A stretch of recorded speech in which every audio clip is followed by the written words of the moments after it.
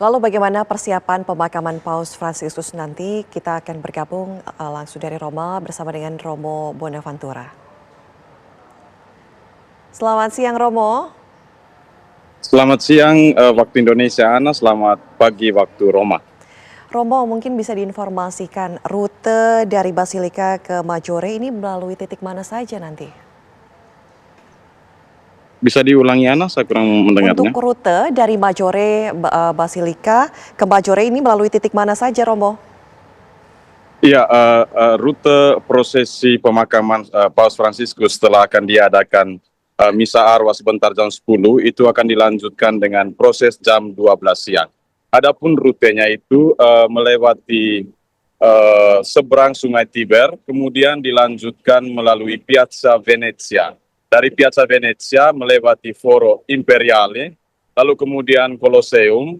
Dari Colosseum itu dia akan melewati Jalan Labicana, kemudian Via Merulana, yang ujungnya kita bisa melihat Basilika Santo Yohanes Lateran. Kemudian memasuki Piazza Merulana dan kemudian masuki Piazza Santa Maria Maggiore untuk kemudian dimakamkan di Basilika Santa Maria Maggiore. Prosesinya itu akan dilakukan dengan berjalan kaki dengan sangat pelan. Dan juga hari ini saya tidak berkesempatan ke Santo Petrus karena yang dipastikan akan sangat banyak orang yang akan hadir. Hari kemarin itu telah tercatat 250.000 orang yang datang melayati Papa Paus Fransiskus. Jadi hari ini saya akan langsung ke Santa Maria Maggiore untuk menyaksikan pemakaman Paus Fransiskus yang akan dikuburkan di Basilika tersebut. Oke. Kemudian siapa saja Romo yang kemudian akan ikut sampai ke Majore, tokoh-tokoh? Tokoh-tokoh yang akan ikut ke Santa Maria Maggiore, yang pastinya dua tokoh utama yang selama ini kita selalu lihat di layar TV. Yang pertama itu Kardinal Camerlengo, Kardinal Kevin Farrell, kemudian diikuti oleh Kardinal Dekan atau Kardinal Giovanni Battista Re. Lalu kemudian akan diikuti oleh para kardinal lainnya yang saat ini sudah berkumpul di Vatikan juga untuk mempersiapkan diri mereka untuk konklav, dan diikuti oleh seluruh pejabat Vatikan dan beberapa orang-orang dekat Paus Fransiskus. Lalu kemudian yang pasti juga akan banyak sekali umat beriman yang akan hadir untuk mengikuti prosesi ini. Jadi hari ini kota Roma disteril. Itu jalan-jalan utama yang mengantar kita ke Santa Maria Maggiore itu semuanya ditutup. Oke, Romo, untuk acaranya di Majore nanti apakah akan sama seperti Basilika, misa lagi atau seperti apa? Di Santa Maria Maggiore itu tidak akan diadakan lagi perayaan Ekaristi atau misa seperti yang terjadi di Basilika Santo Petrus. Jadi di Santa Maria Maggiore itu hanya akan diadakan ibadat, dan atas keinginan Paus Fransiskus sendiri ibadatnya pun akan disederhanakan. Itu di Santa Maria Maggiore tidak akan selama acara atau misa yang akan diadakan di Santo Petrus, Ana.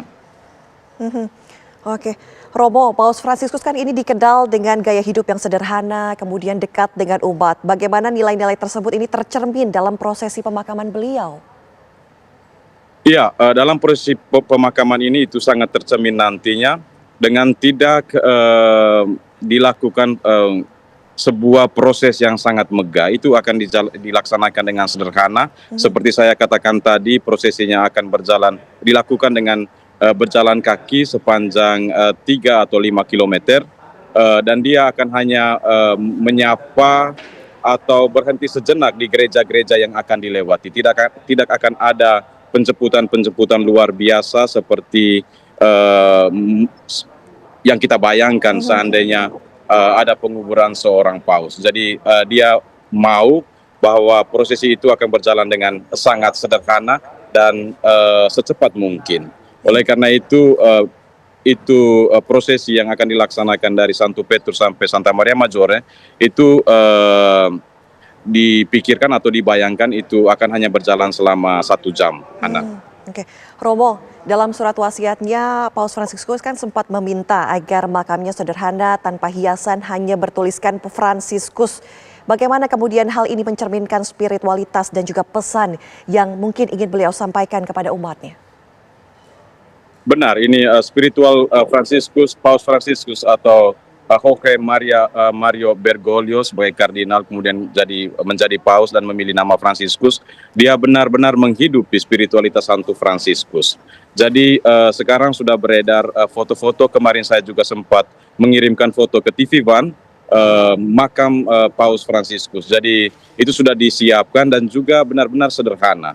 Di atasnya hanya ada sebuah batu nisan yang bertuliskan nama Fransiskus. Kemudian atas hasil pertemuan para kardinal atau mungkin atas hasil kesepakatan bersama, mereka menempatkan juga salib yang biasa dibawa oleh Paus Fransiskus. Jadi di atas kuburan Paus Fransiskus kita akan melihat batu nisan yang bertuliskan namanya, kemudian ditambahkan juga dengan salib yang sering dipakai oleh Paus Fransiskus semasa hidupnya. Oke. Romo, bagaimana Romo melihat warisan spiritual Paus Fransiskus melalui keputusan-keputusan yang memang beliau buat terkait dengan pemakamannya? Iya, ini warisan spiritual yang sangat mendalam, bahwa kita semua adalah sama di hadapan Allah. Terlepas dari berbagai jabatan yang diberikan atau berbagai tugas-tugas yang kita jalani selama masa hidup ini, tetapi di hadapan Tuhan kita itu sama nilainya. Kita adalah manusia belaka. Oleh karena itu, perbedaan-perbedaan yang kita berikan itu hanyalah gambaran-gambaran manusia, atau itu hanyalah hasil dari pemikiran-pemikiran kita, bahwa di hadapan Tuhan itu sebenarnya kita sama. Itu yang sepertinya ingin dikedepankan oleh Paus Fransiskus. Kesederhanaan itu menunjukkan kesetaraan di antara umat manusia di hadapan Allah. Jadi tidak ada perbedaan meskipun kita punya jabatan-jabatan yang luar biasa, entah engkau paus atau engkau adalah umat biasa, kita semua sama di hadapan Allah.